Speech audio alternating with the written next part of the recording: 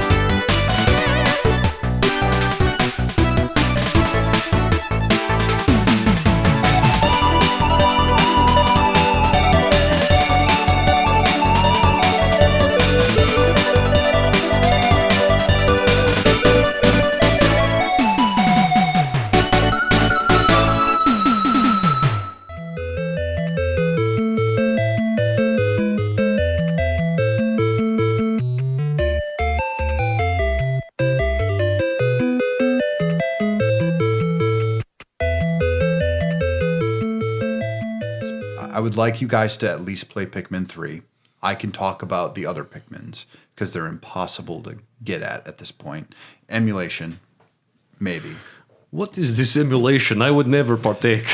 But pizza? I would actually say that the first Pikmin is extremely hard to play and maybe avoid it.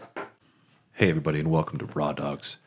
Welcome back. We're part of the Tokyo Beat Podcast Network. For more information, go look it up and check out the other shows. They're great.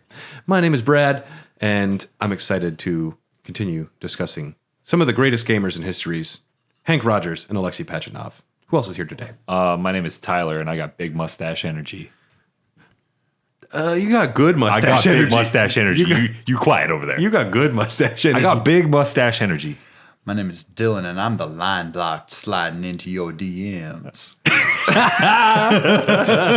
Love it. How am I supposed to sound cool with Dylan saying stuff like that? He sets the bar too high. He said, come on, man.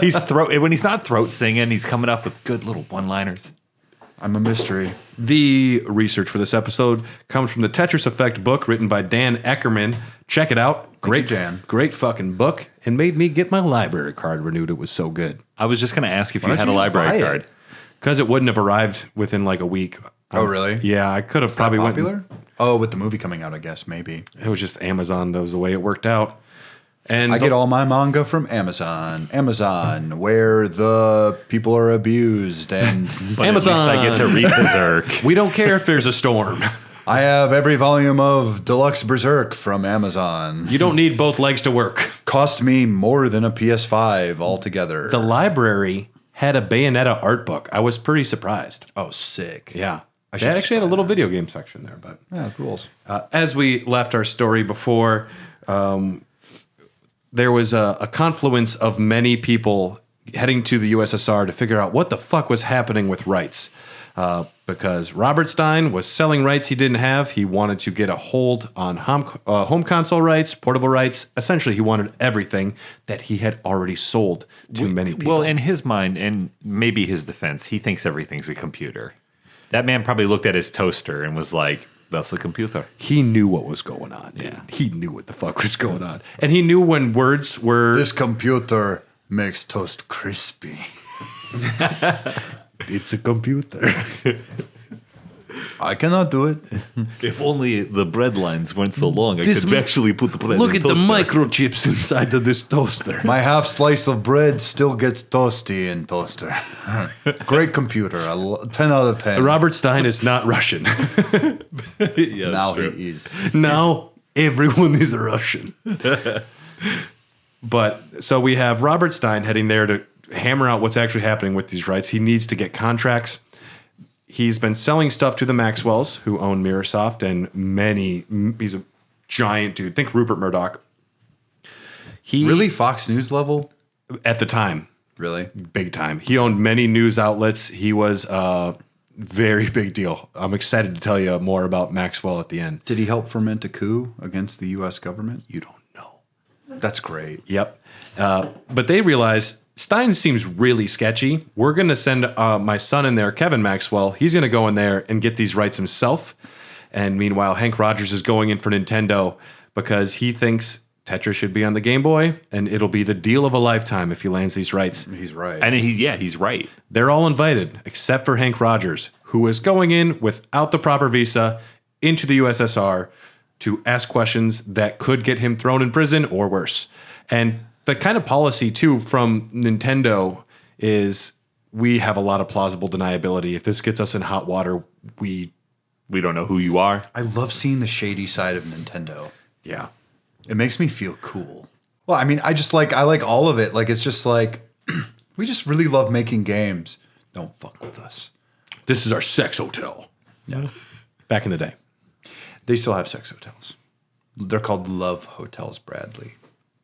Yeah, they got the heart-shaped hot tubs and the bed that spins with the mirror on the ceiling. You don't have really. They're actually, most of them are really dingy. Oh, I watched a YouTube video about sex hotels in Japan. Well, you're not there to spend the night. No, You're there to spend it right. Ayo. you're there to bang your mistress, really, as it turns out. And so there's actually like a shady underground, like, oh, we'll keep your secret if you pay us more. Not speaking of prostitution, they have to the least, No, that wasn't prostitution. It's just extortion. and that's much better. Probably a little bit of blackmail in there at some point too. Extortion is blackmail, and to a certain degree. Yeah. The destination, Yeah, they're in the same family. That makes Yeah. sense. the destination for all of these parties is Nikolai Belikov, the thing-looking motherfucker who is in charge of negotiations for Alorg. He is going to be playing hardball. Also, he is a proponent of speak less, seem smarter, which I need to practice, which I don't ever.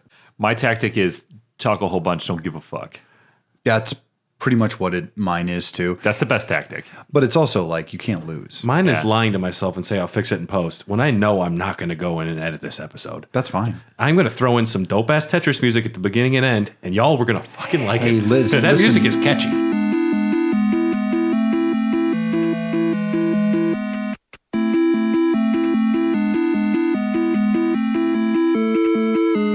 Honestly, I would love for someone to show up at my door, because at least I know my tax dollars are going somewhere. February 21st. February 21st, 1989. Rogers flies to Moscow, speaks no Russian under false pretenses. Tourist visa. Bankrolled by powerful business interests who would abandon him if caught. He had to find a shadowy arm of the Soviet government and stay ahead of two powerful corporate entities, being Stein and Maxwell. Three Westerners competing to acquire important government-controlled technology in the USSR, Tetris. I love it. Finding Alexey. So he needs to find Alorg. He needs to find someone willing to talk. People are fucking scared. They don't want to talk about shadowy arms in their government. Yeah, nobody is going to talk, and nobody is especially going to talk to a foreigner. Like, it's one thing to chit-chat in your living room with your brother or your wife or somebody. How many of them actually know English? Because you gotta imagine that in order to keep that Iron Curtain going, they have to suppress multiple languages. I mean, Alexey couldn't even speak English. Hi, I'm not from around here. Where's the secret government shit? Hi, my name's Greg. Ha! I'm looking for the nearest office where I can sell my video game. You ever heard of Pokemon? So I like Squirtle. using his knowledge of Go, famously the first open world game, he thought finding a Go club might help. Because it was one of his only things he had that he could use was his knowledge of Go, and there was Go clubs that he might be able to make a friend. Not believe Dude, that go to is such no. a big part of this story. Dude, go to the dorks. The dorks are where it's at. Because then you've got an in. If you're cool with them and you know how to play their games, they're like, hey, man, you're welcome. Yeah. A day and a half later, he played the third strongest Go player in the Soviet Union. He lost, but everyone thought, like, you're so cool, man. Yeah, you good try. came in talking big shit. And that's funny to us. We like you. And On their fifth handle of vodka for the day. he didn't get anywhere, though. He didn't find anything. He was able, though, to find an interpreter that he was able to pay. That's nice. And he was informed many times, the interpreter, you shouldn't go there. Do not go there. But there it is. And the interpreter's like, I'm not going to walk across the street with you, dude. That's fucking bad. You shouldn't go over there. There's cameras. So Henk Rogers walks into the building confidently, not really speaking Russian. And he goes up to the first person and says, I'd like to talk with somebody about Tetris. Big mustache energy. Yeah. And he got a meeting. The USSR was getting screwed out of money. Belikov knew Rogers. He was about to have these important meetings with Stein and Maxwell, and Belikov's like, there's a foreigner here who wants to discuss it. If nothing else, I can get more leverage to get more out of the other deals by saying there's another interested party. Belikov is a good negotiator despite not knowing what he's negotiating, which that's pretty cool. He messaged that we can Sounds have like the Donald. The Donald. It's great you came to our country. We're going to talk later because I don't know who you are. That's actually pretty good. Yeah, that was spot on. I like that. Listen, it's about developing lines, ladies and gentlemen. It's business, okay? It's business. He has a Tetris. You have a Tetris. Who owns it? We don't know. Definitely not. Come back tomorrow. We'll figure it out. Yeah, I fucked many porn stars, but I'll tell you this much: when you get 4 lines and a tetramino, it's the best thing in the world. He was said, come back the following day. Belikov wanted to get at least prepped to discuss with his foreigner. He gave a call to Alexey Pajitnov. Alexey is still being included in these discussions more as just like a, look how important we are, we have the guy. Oh. Alexey wasn't really involved in talking too much. He was just a nice guy who was there. But he was called to come in, and Nikolai Belikov just says, a stranger from Japan is here and he wants to discuss something about Tetris. So Rogers is led the next day into this auspicious room. The first time in all of Russia he saw something that looked like they had money to spend. The first room with a door, probably. Ooh, you have water? Like, this is pretty bougie. First time he saw any signs of money or excess, which he knows something, like it's a bigger place. It's an important place. The Russians all didn't say shit. They were just kind of sitting there quietly as he walked in. Power move. A pretty intense tactic. Yeah. You came here to talk to us. You fire the opening volley. And Rogers immediately recognized this as a cover for inexperience. They probably didn't know how to discuss video game rights. They're probably old bureaucrats. That makes a lot of sense. Who haven't had to navigate the minefields of IP? Licensing IP. Yeah. And they also didn't know to the extent of what was happening. So Rogers, wisely, he opened the talk with explaining how international software deals worked. He just starts off saying, all right, so if you license this to this person and then these rights will go there and you get this. He just painstakingly explains the nature of what they're about to talk. Belikov has no experience even with bank accounts and credit cards at this point.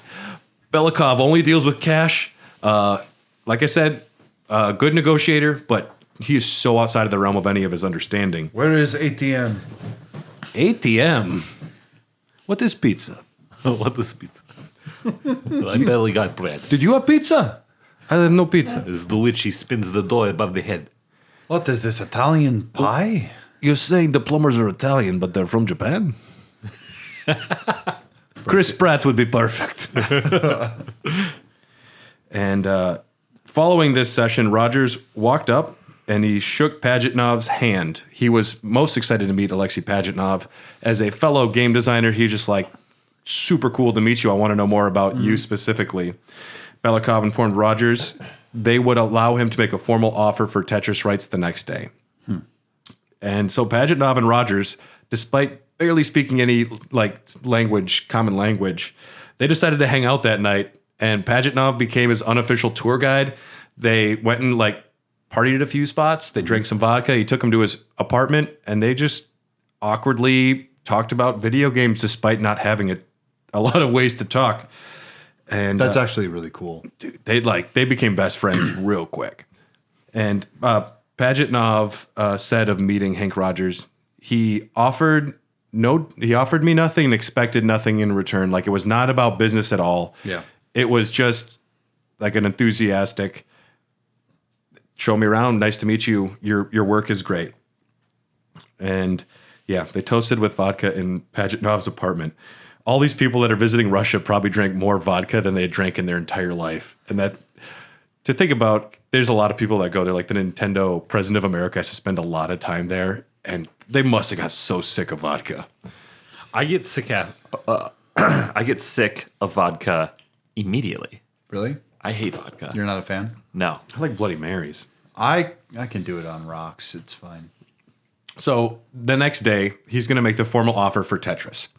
He believes he is dazzling them with conversation, and he was, until he opened his briefcase and he showed them the Famicom version of Tetris, the home console version that he had acquired the rights and gotten Russian approval to sell in Japan. So he slides the Famicom copy over, and he could tell something went way wrong. Belikov's like, I don't know what this is. What is this? We didn't approve of this. We didn't decide. You don't have the rights to do this.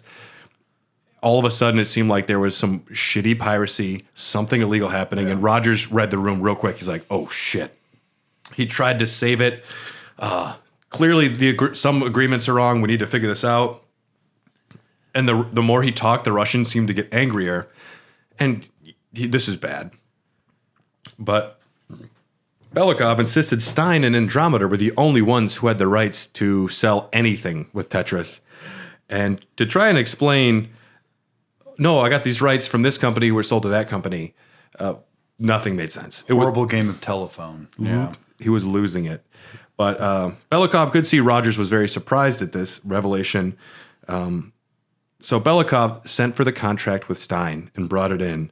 Rogers looked over the contract and the wording for what Stein had the rights to sell, and it was specified only for computers and nothing on any other gaming platform. And at this point, Rogers like, holy shit. Stein has fucked up. Dude, Stein made a lot of a lot of promises, a lot of deals, and a lot of money has exchanged hands that he has no rights to. And Rogers also knew he was in trouble because they had made a bunch of money off of Tetris, and whether or not they thought they had the rights, that doesn't mean shit to the Russians or Belikov. So first thing he did was admit to selling a shit ton of illegally licensed products, and he did the math right there, and he hastily wrote a check to cover what would be their cut of the Famicom copies. $40,000 check, boom. Sorry, a mistake was made. That's just your money. Fair enough. We're not signing anything. I mean, that's really your only play at that point, too. So, like, good on fucking him to even do that. Yeah. Also, if you're, like, being threatened with prison or something. I don't know if that threat might have even popped up right away, but, like, the court dealings in Russia are insane. I don't know if you watched...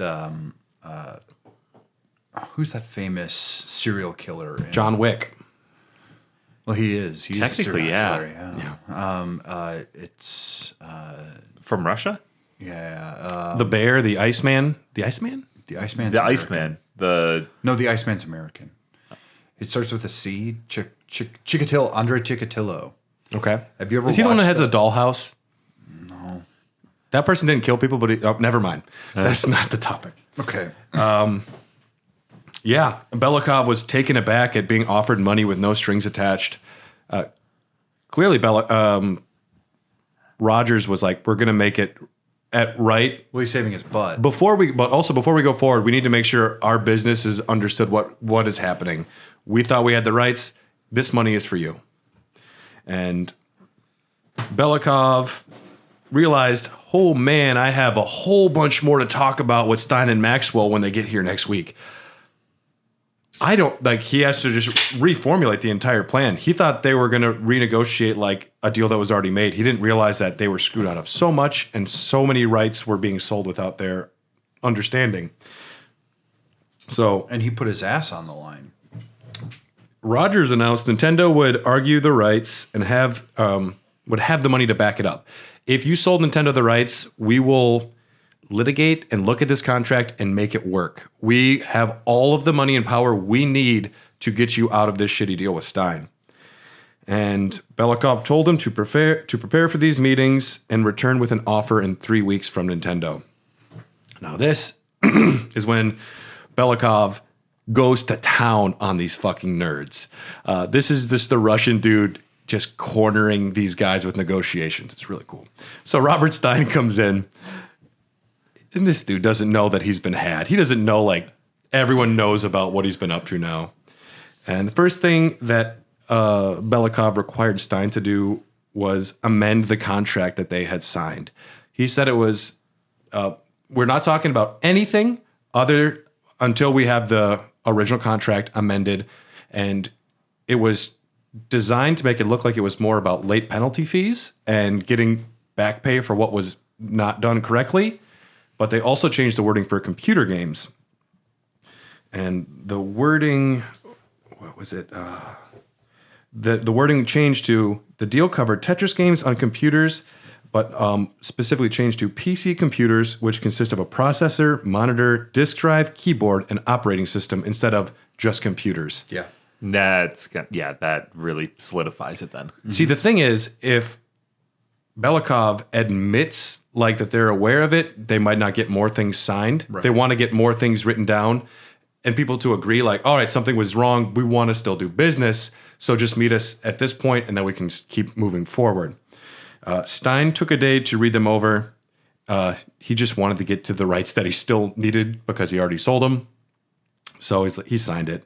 And this subtle language change blew up in Stein's face. And Kevin Maxwell, younger guy, he was in over his head here. He believed this was a masterful play. He was going to go in there and get Tetris away from Stein. Mm-hmm. Daddy will be proud. Belikov instead wanted to put Kevin in his place. He cut him off before he said anything. He just slid over the Famicom version of the game. And Maxwell tried to save face. He's like, I don't know what this is. It must be a pirated copy of the game. His bluff failed, and Belikov knew that Mirrorsoft was fucking around with the rights as well, and that these rights had made it over without getting approval for the copy from Russia. Belikov essentially was able to trick Kevin into admitting we weren't honest with you and things weren't getting done properly. Belikov had to be gracious with his foe, as Robert Maxwell, big guy, was chummy with Gorbachev, so he still had to be gracious and polite and not a dickhead to him. So Maxwell kept pitching handheld rights, but the Russians grabbed the Famicom box and just walked out of the room, which is that's a scary move. Yeah, that's not a good sight. That's not a good sight. Upon return, though, Belikov gave the terms. The Maxwells would be given a limited right of first refusal on new Tetris rights, but they would be expected to answer the offer incredibly quickly. Like, you had a day to respond whether or not you wanted them when offered. And if you accepted that offer, that would cement that they didn't have the rights. So by agreeing, like, you get offered, like, you get the first rights to refuse this, that's them agreeing they don't have the rights yet. Masterful play. Yeah. Yeah. Because just by agreeing to that, you have to admit, okay, we don't have them. I love it.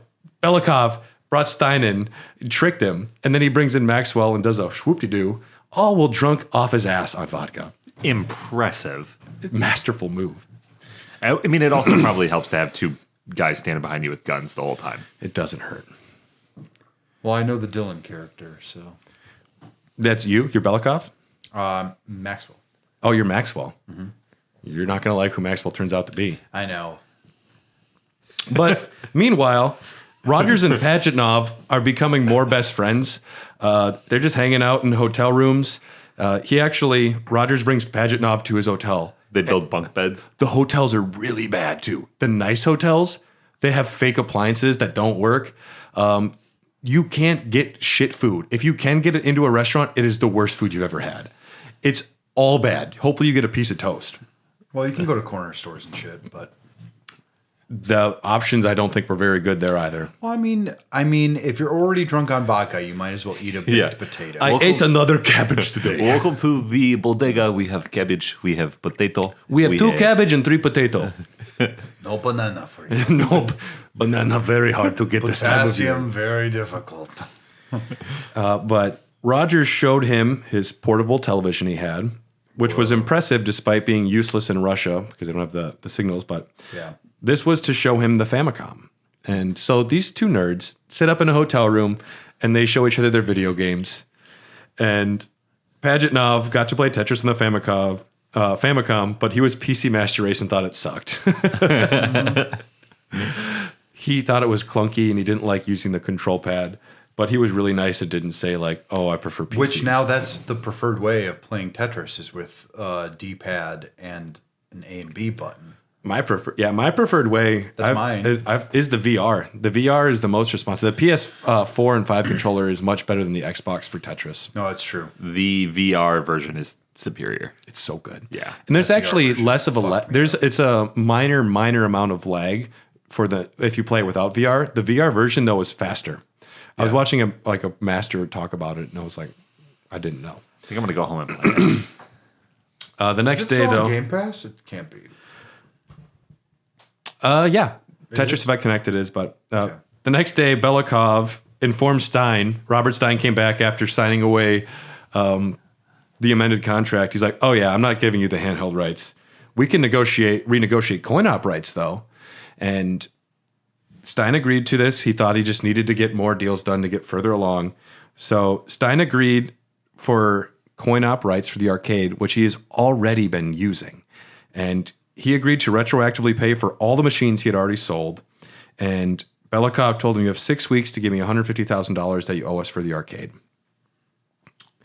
And at this point, Nintendo is regrouping, talking about what they're going to do with these rights. Howard Lincoln, Nintendo's attack dog lawyer, could believe everything Rogers had said, except about Tengen. Now, what do you know about Tengen, Dylan? Tengen. The knockoff Nintendo cartridges. Remember those black ones that look different? Oh, do you know anything about those? Not quite, no. So they're an Atari subsidiary. Lincoln fucking hates Atari. So they were planning on releasing Tetris for the Nintendo Entertainment System. The problem is Nakajima, the head of Atari, used to be a friend of Nintendo, but when Nintendo refused to offer them special deals for the NES lockout chips, you had to use NES cartridges with the lockout chips. Otherwise, your games didn't work on the Nintendo Entertainment System. Sure. Common practice. He refused to offer a special deal for Atari, despite Atari being like, we're going to sell so many games. It's like, sorry, it's just there's one price and we're not cutting you a deal. Right. So he had Atari find a way to reverse engineer the lockout chip so they could make their own games without Nintendo approving. Nintendo, naturally, fucking pissed. And reverse engineering did have legal precedent. So you can reverse engineer something and get away with using that technology. The problem is, however, that Atari went to the U.S. Patent Office and requested the secret patent documents. Even if they didn't use it to reverse engineer, those documents explaining how the lockout chip worked were under the same roof. So Atari looked really fucking sketchy. So Lincoln wanted to go to Russia that day and go for Tengen's throat. He wanted Atari to go down. I like Lincoln. He's got a lot of big energy, which I appreciate. How's his mustache though? No mustache. So he's just got. He didn't need one. Yeah, dude. If you have mustache energy without a mustache, that's impressive. That's like clearly Henry Cavill's Superman. He's got big mustache energy because it's there. You just can't see it unintentionally. But Arakawa sent Rogers back with a Russian-speaking lawyer, not Lincoln, but I think his name was Hughes. So the deal is getting made. Belikov had to give Kevin Maxwell a day to respond to Nintendo's offer and try and counter offer, but they didn't respond in that day. So they did want, however, the president of Nintendo of America to come and sign the deal, make it extra official. So Howard Lincoln, and Minoru Arakawa, Yamauchi's son-in-law, and the head of Nintendo of America, they left in secret to go to Russia. They didn't want Atari to find out. They didn't want anyone to know they were going there. Sure. It would arouse suspicions. And they arrived, and Rogers is still just hanging out in Russia. At this point, this dude is drinking vodka with his Wheaties. Rogers is like, he knows how to rent cars. He knows how to get into restaurants, which sounds stupid, but it's a big deal there. Yeah. He's come a long way. Yeah, him and Pajitnov just like playing video games. They're homies. He knows where the clubs are. They do karate in the basement or garage or wherever the fuck the quote goes. So something the movie has, which I don't know about, what looks like some exciting car chases or action scenes. And I have a feeling it's probably going to just be Pajitnov and Rogers trying to get away from secret police. There is some action in the trailer. I don't understand that they might be adding to just make it seem more intense. I assume. You don't need to have action for it to be espionage and thrilling. But what if they just got drunk off their ass and we're running away from cops or something? That sounds amazing. Oh, you don't get pulled over for being drunk unless you're visibly drunk. You are driving too good. You're suspicious. Drink more vodka. You're not even drunk. What is up with you? What is up with you, man? But yeah, so Rogers is like a professional there. Arakawa, Howard Lincoln, Henk Rogers, and the other lawyer, I didn't put his name down. He didn't seem as important. It's fine. They met with Belikov and the Russians. Howard Lincoln was concerned until Belikov showed him how he trapped Stein with the amended contract. And Howard Lincoln must have gotten a law boner there. Just like, you fucking got him, dude. You changed the wording on PC games right under his nose. Lincoln was excited. Many conversations were had, including Howard Lincoln thinking that Pajitnov should receive a cut. He's like, he made the game. He should get something. And Belikov's like, no deal. Okay. That was out of the question. Pajitnov was forced to sign away his rights to the game for a 10-year span earlier, kind of coerced to. But Pajitnov is still not making a single dollar off of anything. Ironically, the handheld rights, which would become the most valuable, was what was handed over easiest to Henk Rogers. The Game Boy would end up selling around 120 million units, and about 40 million of those came packed with Tetris. Mm-hmm. Big money. Mm-hmm. So they were in Russia for a while. I just put down a few of their fun things that they did. They spent a lot of time with Pajitnov.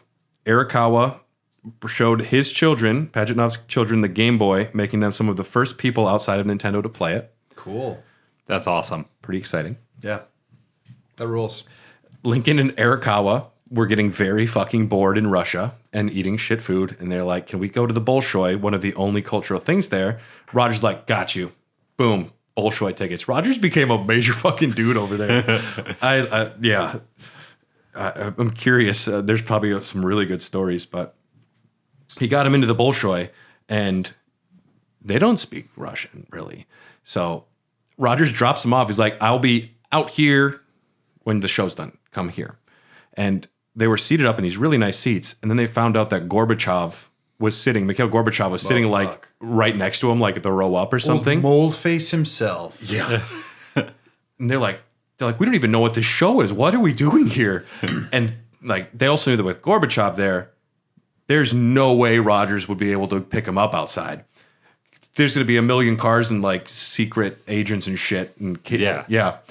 So as soon as the show was done, they ran outside, and at the front was Gorbachev's like limo, but right in front of it was Henk Rogers just sitting in his rental car. That rules. Dude, Rogers. Probably man. some like fucking gremlin car, just like awful and shitty puttering. Just drinking vodka out of a water bottle. Honestly, that's fine. One time, Howard Lincoln went on a fishing trip, which he thought was going to be a government fishing trip with Belikov. We're going to like a nice cabin. It'll be nice. It was horrible. It was the dirtiest fucking cabin. There were like bugs and shit everywhere. The food was bad.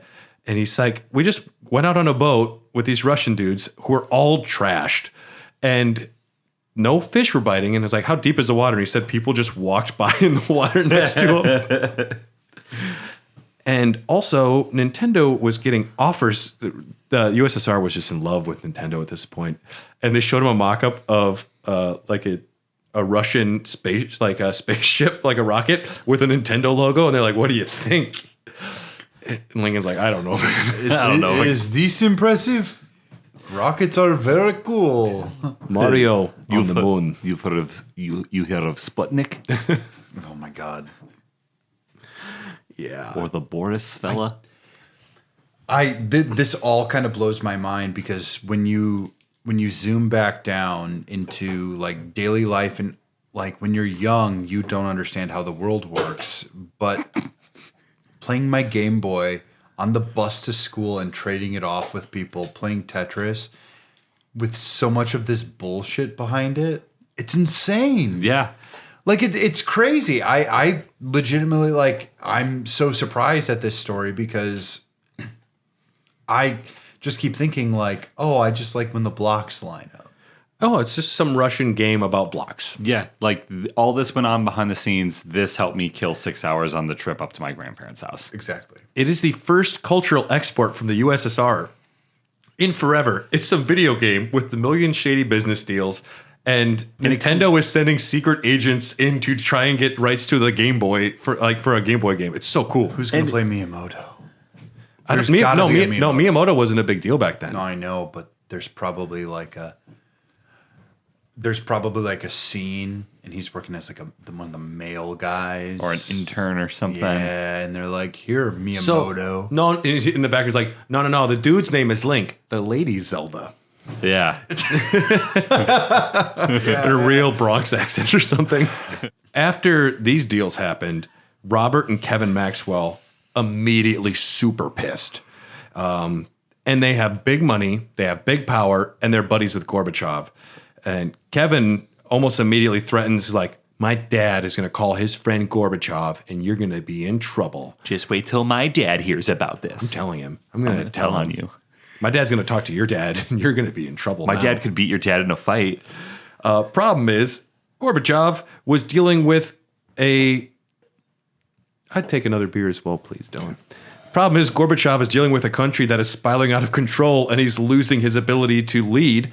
And he's like, I get you're mad, but I can't deal with a fucking video game. Yeah, that's one thing we haven't touched on either. Is this is coming in the death throes of the Soviet Union. It really is. Around all of this happening is the fall of the Soviet Union. It's very which is like literally right around the corner. It's a little hot in here. Mm-hmm. Just kidding. I left the fridge door open. So, is Tetris responsible for the fall of the Soviet Union? I think it can be implied. Because if it's their only cultural export, how long did they exist? We said that in the last episode. It was the first cultural export in a very long time. It was like 60, 70 or something like that. Wait, didn't they start after World War II? When the USSR was around before then. Oh, yeah, that's right. But they hammered down. Yeah, because they took Germany in World Listen after to my World War II. 4-part series about the Bolshevik Revolution in next episode. You don't... I listened to it on Hardcore History with Dan Carlin. Mm-hmm. Very good podcast. Yeah, Dan Carlin's a man.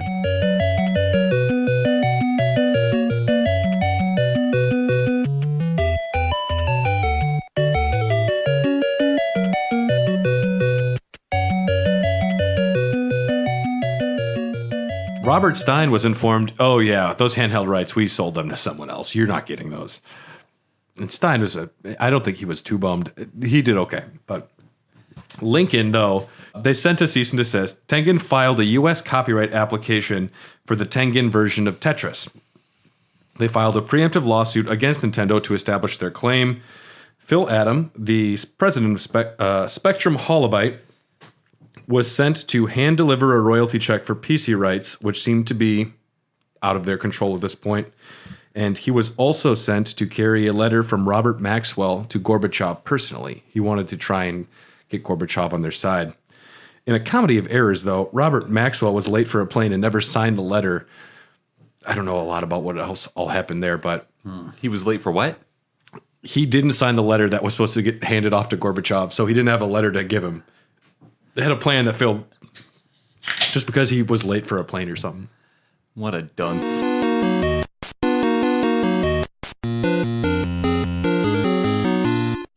Hey everyone, and we're back. My voice is getting tired, but this is important. Yes. This is important because Howard Lincoln can't wait to just slap Atari in the face. He is he's prepping his lawsuit based on the definition of the computer because Stein did have the rights to sell computer games, but the amended contract has changed the terms. So as long as they can get a judge to understand the difference in the wording for the amended contract on what defines a PC, Nintendo will win. He also conducted interviews with all of the Russians involved. He had, like, Lincoln is just procedural. He's getting the case lined up. And per their agreement, the Russians were required to send anyone necessary to the court in America. So that was part of the agreement. Tengen was hoping to release their version onto the market before Nintendo to add legitimacy. So Ed Log designed the Tengen version of Tetris. He designed Asteroids, Centipede, Gauntlet, and by all accounts, the Tengen version of Tetris is very superior to the Nintendo Entertainment Center Nintendo version. Yeah, you actually want the Tengen one, but it's kind of rare. But it did get released, and he added that his version had the speed slowly ramp up instead of like just speed up. It was like constantly just like a slow crescendo, which was really great. Nakajima, head of Atari, ordered full-page ads, big parties. We have Tetris. We're the cool people. And May 12th, 1989, Tengen released their version of Tetris. Jesus Christ. They sold tens of thousands of copies in the first weeks. In June of 1989, the judge started hearing their arguments. Atari said, Alorg and the Soviet government were double dealing. We have the rights, and Soviets are trying to get money from more people. And the definition of a computer was a semantic loophole. Yes. And it's crazy because at this time, like, computers are not, you don't just own one. Like, I have 2 laptops. Like, you don't just have computers lying around your house. So to the average Joe who doesn't own a computer, ask them to define it. One's for porn. Exclusively. Mm-hmm. Yeah. I'm into some weird shit. Only one? I might got a couple 2-tree. The documents, though, proved that Atari seemed wrong, and the judge did something not a lot of people expected and issued a preliminary injunction. Less than 4 weeks after their release, Junction. Tengen Tetris must cease. No. That's So the first thing I thought about. They injunction. What's your Bad. Both function? of you bad. No. No, that's Schoolhouse Rock, man. Yes, I know what Schoolhouse Rock. It taught me what a conjunction was. Atari It's had part of a to train. Explain it. It's part of a train. Yes. It goes. There's the part where you shovel the coal. There's the caboose. Everything in the middle is a conjunction. Give me one conjunction. One conjunction. couldn't. Can't. It's part of a train. It's true. Yeah. So Atari had to immediately pull all of their Tetris copies off the shelves. They were not allowed to sell until a bigger decision was made. Mm-hmm. The fate of the unsold 268,000 cartridges they made remains unknown. It might be a landfill. We don't know what happened to all of these cartridges. They buried them at sea. Yeah, they're Pushed them off a boat. Yeah, with Robert Maxwell. Nintendo's Tetris was released and quickly sold 3 million copies. July 31st of 1989. But the Game Boy and Tetris released then. And yeah, and I mentioned the problem of when you sell a console with the perfect game, a lot of those people will not buy another game. Yes. Yep. I am just a man who wants to play Tetris on the train. I don't care about Mario Land. Well, but that's also good for penetrating the market, no matter what, because the amount of people who will end up getting it and going like, I don't know, maybe I'll play Indiana Jones and The Last Crusade on the Game Boy, which I own, by the way. There's enough of a loss you can have from that, but to make that system seller with the system selling game, think Breath of the Wild. There are still people who just play that game on their Switch. And with Tetris and the Game Boy, like, Pokemon's going to come out eventually, so you're fine. 8 years later. Is it really 8 years? 1998 for us, yeah. Holy fuck, I was in kindergarten. I know. Surprising Yeah. that you graduated kindergarten. It took a couple 2-tree tries, but I got it done. 2-tree? No, but Dylan's right. The Game Boy had incredible legs, and it had many new breaths of life from especially Pokemon. Well, once you get the color involved, and then the advance, and then you get... Well, no, we're talking OG. We're talking plain old... this bad boy right here. Yeah. So, Belikov, the preliminary injunction happened, but they still had to finish the case. Belikov was permitted to leave the country to go to America, and he went into like a grocery store. He's like, look at all this cabbage. This shit's crazy, man. Have you ever had cabbage stew? It's good. I'm not saying it's bad. I'm just saying Belikov was blown away at he's what Americans had access to. There's no bread line here. There's just a line of bread. It's a whole aisle. He just walked right into Taco John's and ordered food. He didn't even wait, get a reservation. So you can get a taco and you can get French fries. This is great. I imagine him eating pizza and laughing. He's like, I get it. The turtles, I know now. Is Vanilla Ice here? That Milli Vanilli is really good. There's no way he's faking it. But to everyone's surprise, Judge Fern Smith issued a summary judgment before the trial even happened, said, no, this is very obvious. Atari has no claim. Nintendo has the rights to Tetris. Almost everybody made money on Tetris except Alexey Pajitnov. Oh, which is criminal. It would take 13 years after he made the game before he received $1. Damn. And I'm assuming Hank had something to do with that. that's why if you got something good, you keep it secret and you don't tell people. Keep it secret, keep it safe. Pretty much. Give it to a short man. Tell him to throw it in a volcano. You take this. You take it to big mountain over there, and you throw it in lava. So we're gonna now do the part of the show where it's just the picture of everyone's faces and it says what happened to them. Okay. Oh, yeah. Are we going to put some nice 1980s montage music behind it? Robert Stein, our favorite wheeler and dealer. He lost the PC rights to Tetris in 1990 because he didn't pay people. What an idiot. Due to non-payment. All in all, he estimates he made around $200,000 to $250,000 with everything. Oh, that fucking sucks. But That's not good. He made a lot of money though. Yeah, for the time. Yeah. How did he lose any of that in legal fees and back pay? I don't know. I'm assuming he probably didn't come out so clean. Minoru Arakawa retired in 2002 after he realized he wouldn't be the president of Nintendo. His father-in-law wouldn't do that. He retired to Hawaii. Howard Lincoln, the lawyer, became chairman of Nintendo of America, but retired in 2000. He then became chairman and CEO of the Seattle Mariners. No shit. Yep. Which were owned by Yamauchi and Nintendo. And Yamauchi not once ever went to go see a game. And that cook, Doug Bowser, never went with it. That cook. Did you call him Doug Bowser? That's That's the new president of Nintendo of America. I thought you were talking about Bowser. Yeah, that's the big joke. It's either going to be that or Richard Wario. Dick Wario? Dick Wario, yeah. That's my attorney name. Dick Wario, attorney at law. Yeah. Specialized in bird law. Vladimir Pokilko, he was the clinical research engineer who was friends with Pajitnov. Him and Pajitnov eventually moved to America and became citizens. Pokilko, he sought the .com bubble in America but failed. He murdered his wife and son in Palo Alto before taking his own life. Nice. What? I know, right? Crazy. All right, so I did Google the Tetris effect before this, and when I typed in the Tetris, before I typed in the word effect, there was the Tetris murders. I wonder if that's about him. Probably. Might be more, too. Who knows? I'm going to have to look into that. Vadim Gerasimov, the 16-year-old who helped make Tetris.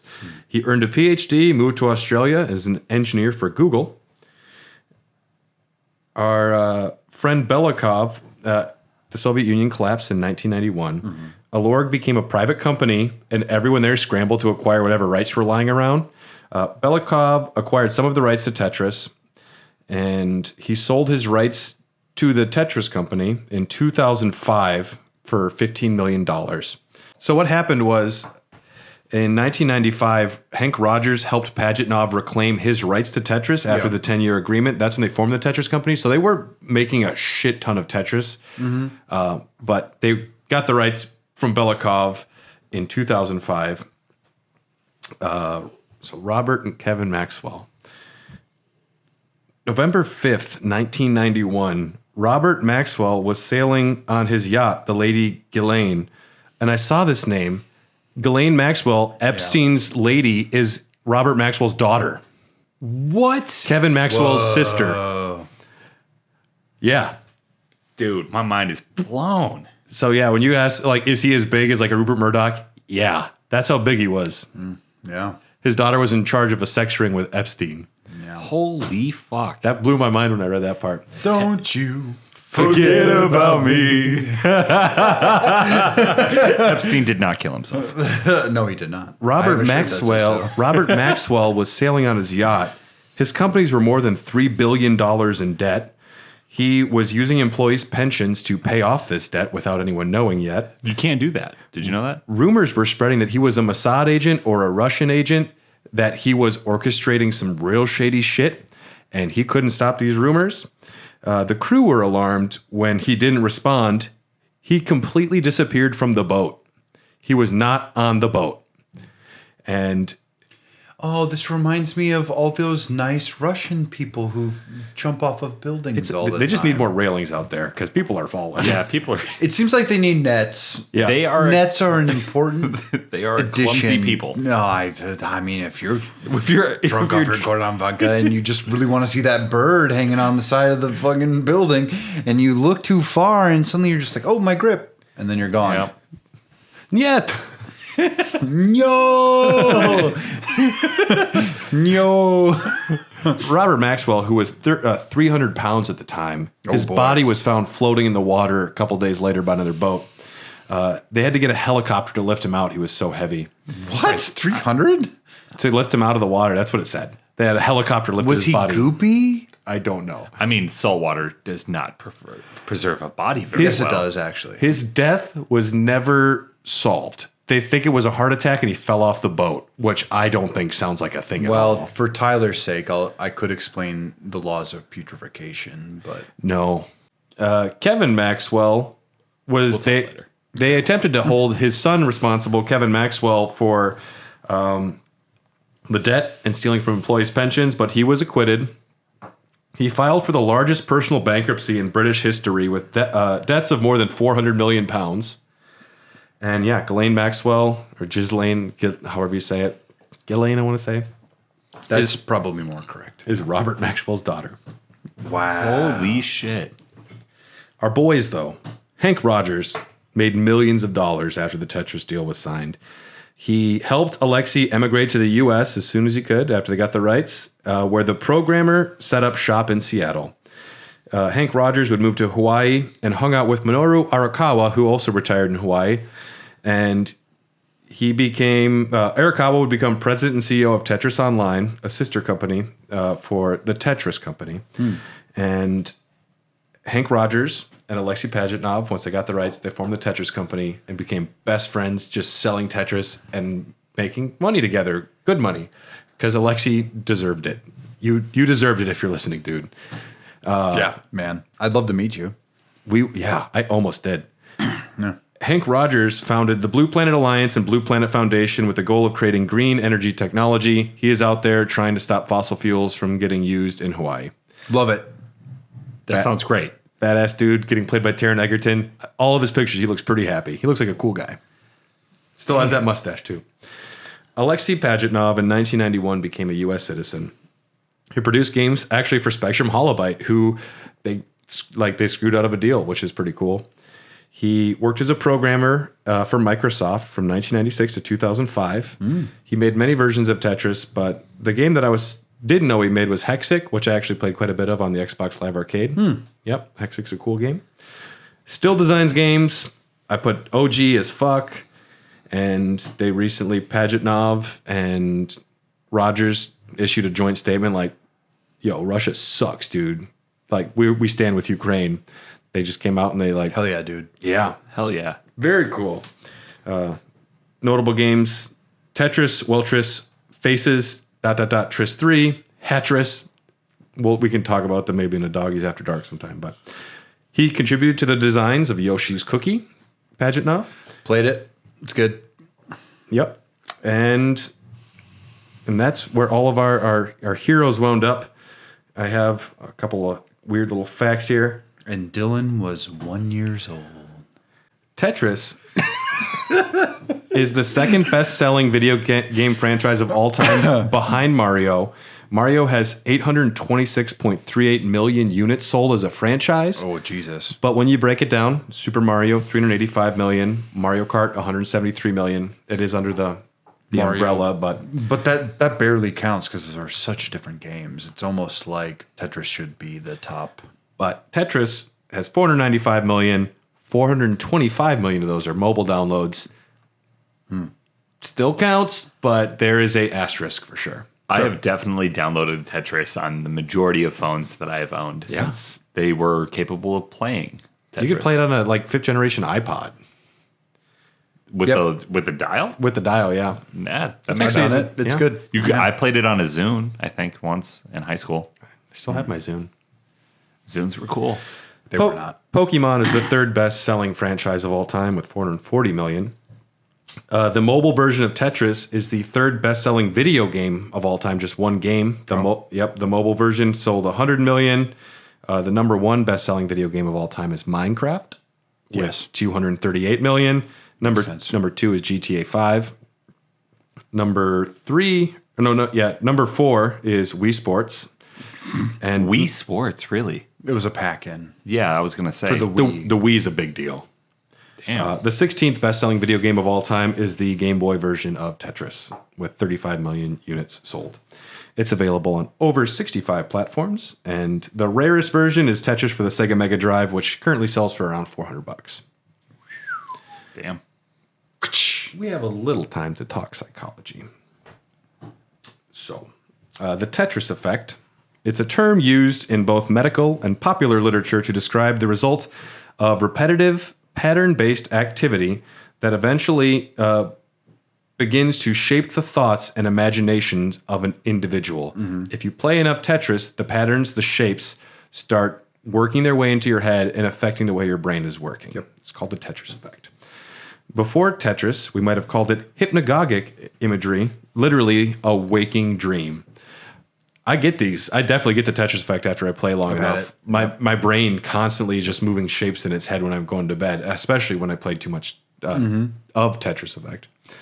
But what does this is that Tetris imprints itself as both procedural memory, which guides frequent repetition of action, and as spatial memory, which deals with our understanding of 2D and 3D shapes and how they interact. Yeah. For example, packing a car and noticing things slide together perfectly is a mild version of the Tetris effect. When I worked at Southwest Airlines and I had to stack bags in the cargo hold, we just played Tetris.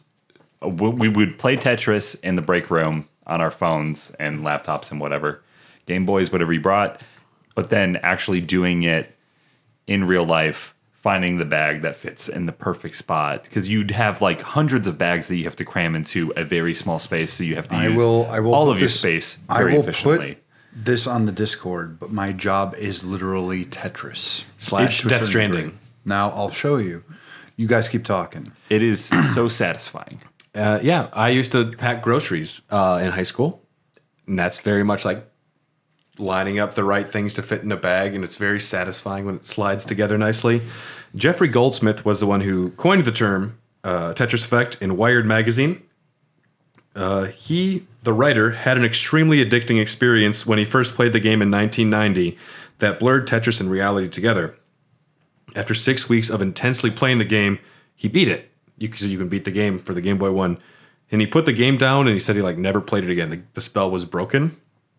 But he wondered if it really wasn't some sort of electronic drug, like a pharmatronic or something. He received his first assignment from Wired magazine, and he was surprised it was to interview Alexey Pajitnov. And after the interview, he's like, it was actually really rather boring. It was just a nice guy who made something. He mustn't have known about all of the shit that was going down in the background. But so instead, he read the article in May of 1994, This Is Your Brain on Tetris, which Tetris effect became a term that is still used in books and in records, but also just as a psychological construct. One other psychological aspect is the cognitive vaccine. So the trauma film paradigm, shit's weird. Trauma. Professor Emily Holmes in 2010 conducted an experiment where they showed people 12 minutes of the most graphic, horrible death and mutilation footage possible. Mm-hmm. And then afterwards, there'd be 30 minutes of time killing, long enough to where after that time period is when your brain starts making the you see images and it starts processing the memory and like burning, like trauma would happen then is when images become solidified. So half of the people were then offered Tetris to play for the next like 20 minutes or whatever, and the other half weren't. And it was found that the people that were playing Tetris after having traumatic experiences, the images of what they saw were less written in their brain. They had less flashbacks of seeing these horrible things. They remembered what they saw, but they weren't like re-seeing people getting decapitated or whatever it was multiple times. And sure, maybe it was just the distraction of the first thing, but then they kept diaries over the next couple weeks, and it turned out people that were playing Tetris after seeing traumatic footage, the memories were coded differently, and it wasn't as traumatic for them. It was a way to like vaccinate, to hinder some of the PTSD that they might have experienced. Well, that's actually what video game, like I got pretty brutally beaten in spring of 2010, and video games were a huge sell for that. It was like my agoraphobia, everything kind of transformed away from that the moment that I started like playing games again pretty hardcore. So I totally get what this is. It's like you simulate things in order for your mind to disassociate or associate. So like if I didn't want to go outside, it would literally be a video game where I was outside, and then you get used to the idea of that. Tetris is pretty cool. Video games are pretty cool. Video games rule. They're good for PTSD in general, from what I understand. So unless you're playing 50 Cent Blood in the Sand and you're still traumatically... Oh, you were in the Iraq War? Yeah. Or you just didn't like 50 Cent's newest album, and then you had to play this game. Yeah, that was me. If you don't like his newest album, just put on his Bulletproof album, and then you're good. Go. Yeah. Go, shawty. It's your birthday. We're gonna play. That song's a banger. And a 2014 study showed that playing Tetris reduces cravings in smokers and drinkers by around 24% as well. Nice. Yeah, Tetris. It's a cool fucking game. It's amazing the story behind it. That is insane, and to a level that I had no clue.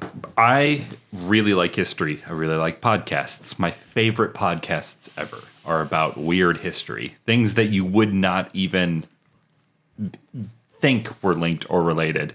So to learn that Tetris has such a rich history in espionage and breadlines and vodka is incredible. The book is great because when the first chapter is actually, it starts off with Henk Rogers talking about how he's flying into Russia, and they don't say like who is paying for the trip, or they don't explain a lot of what's happening other than he was going in to try and acquire secret government technology from Russia called Tetris. Shit. And he was in danger. That's how they start the book. I'm like, Jesus Christ, man. Yeah. Fuck, I love it.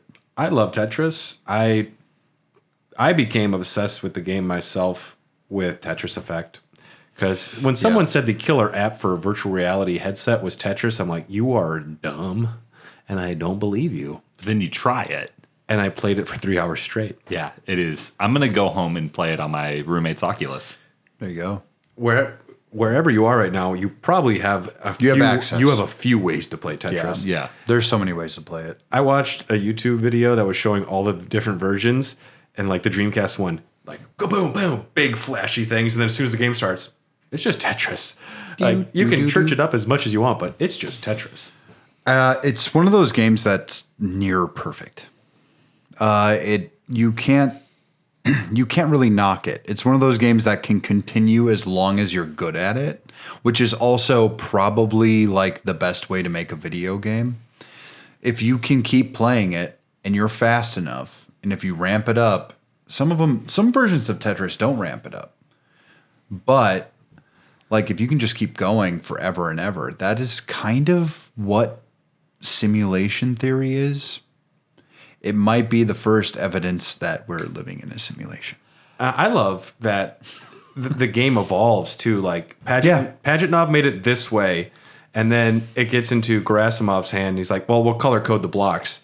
And then it gets into America, and that's when they add the Russian folk music, which was not ever a part of the game, which that song is Tetris.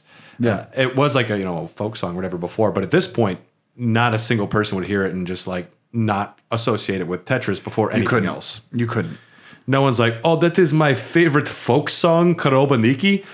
If you're out there, please stop fighting in Ukraine. But man, I love Tetris 99. I can't help but love the game. Yeah, It's wonderful. If we had to rank it, it might be number one. Unfortunately, you put Tetris above Bloodborne. Bloodborne? Yeah, I would. Yeah, I wouldn't put it above. I would put it above Bloodborne. Tetris is great. Brad, you are tainted by first love. Well, but I also you are tainted by first love. I wouldn't put Tetris above Disco Elysium.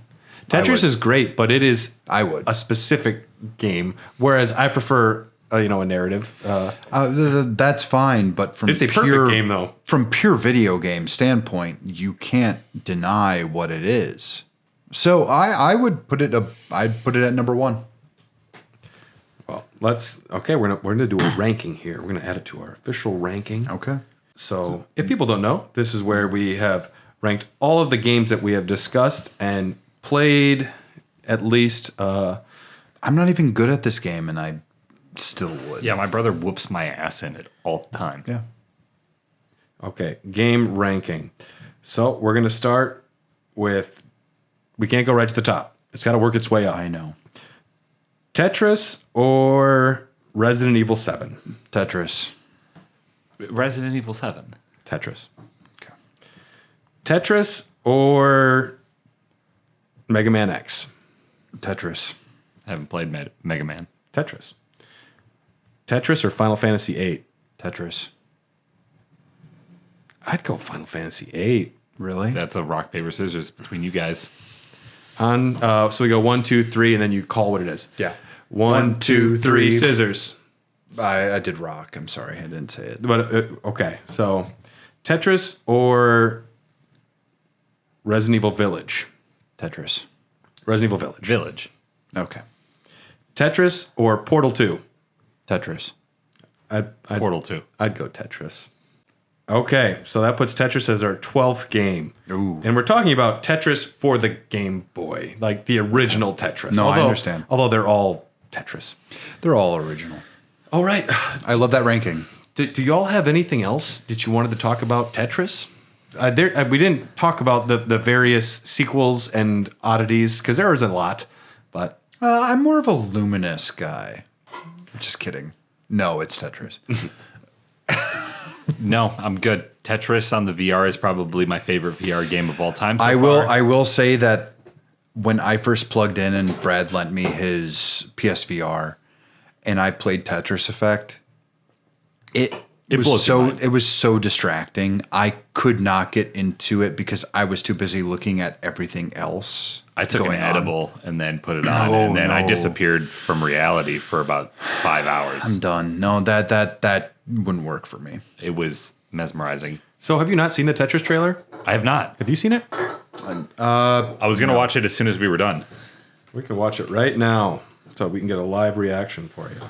It was the most beautiful thing I'd ever seen. I played for 5 minutes. That's Henk Still see Rogers. falling blocks in my dreams. It's poetry, art, and math all working in magical synchronicity. It's the perfect game. Tetris? Tetris. Tetris. Tetris. Tetris. I don't get it. It's a combination of tetra, Greek for 4, and tennis. Tennis. The Russian inventor, he likes tennis. This game isn't just addictive. It stays with you. This is a once-in-a-lifetime opportunity. Hank, only 10 other people in the world have seen what you're about to see. It's called the Game Boy. Package it with Tetris. Can you get us the rights? The Soviet Union had worldwide rights. Nothing gets out easily. I'm gonna go to Moscow. You're walking into a country that still considers America enemy numero uno. Okie dokie. So you don't have to talk to your wife about this first. Pioneers have to bet the house to win. But not literally. Listen. Have you ever heard our apartment this quiet before? This is the inventor of Tetris. Your game is brilliant. I'm gonna make you a millionaire. Mr. Rogers, have you ever negotiated with the Soviets? We're here for Tetris. We все здесь только ради денег. What do you say? I don't speak Russian. The most powerful man in Communist Party is watching you and your family. Do you know where your husband is? What the hell is going on? The world is changing, and Soviet Union will not be left behind. You want to play with the big boys? This is how the world works. Where is my money? This is insane. We can't protect you. Sometimes you gotta forget the rules. Taron Egerton is very talented. Go, go, go, go! This is criminal. The Soviet Union is about to implode. They're lying. Everybody's lying. Go home! The cavalry is coming. We don't have time. I have a plan. Oh, come on. You guys are the kings of cliffhangers. That looks fucking awesome. Yamauchi. Not too bad. Not too bad. Rated R. I like that. We'll be watching. That is going to be real good. This has been Hair the Dogcast. We exist because of people like you. Thanks for listening. Write reviews if you can. Only 5 stars, though. I don't want to see any 4s. I don't want to see any 3s. God forbid a 1. That's a very good point, Tyler. Yes, only 5s. I'll agree. Yeah. I think it's funny to see other ones, but don't do that for me. And if you want to... If you're going to write a bad review, at least put the 5 stars and then write a bad review. So And at then least tell we us which of the people on the podcast is your least favorite. Yes. And I don't want to know that it's me. I'm happy with it being me. Dude, I'm pretty hardcore. I'm like the Joker. Dude, I'm just like a borscht, but you're the flavor, you know? And Tyler, you're the bowl. I'm the cabbage. You're the vessel. I'm the cabbage. You're the cabbage in our stew, dude. that's important. If you want to join our Discord to discuss cabbages with us, go to patreon.com/hairthedogcast. For as low as $3, you get access to episodes way early. $5 gets you access to bonus episodes, a lot of bonus episodes. And $10, you get Doggies After Dark, which is even more irreverent and less edited.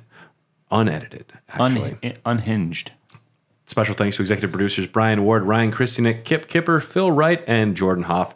We appreciate your continued support, and we're part of the Tokyo Beat Podcast Network, so check out all those other amazing shows.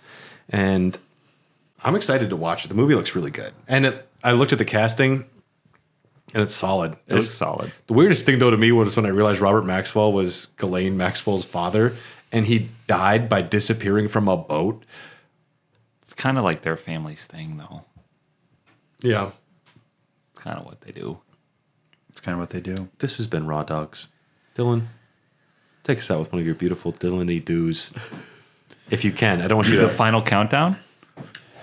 Is the final countdown. Bing, ba-da-ding, da-da. Thanks for tuning in. We'll see you next time.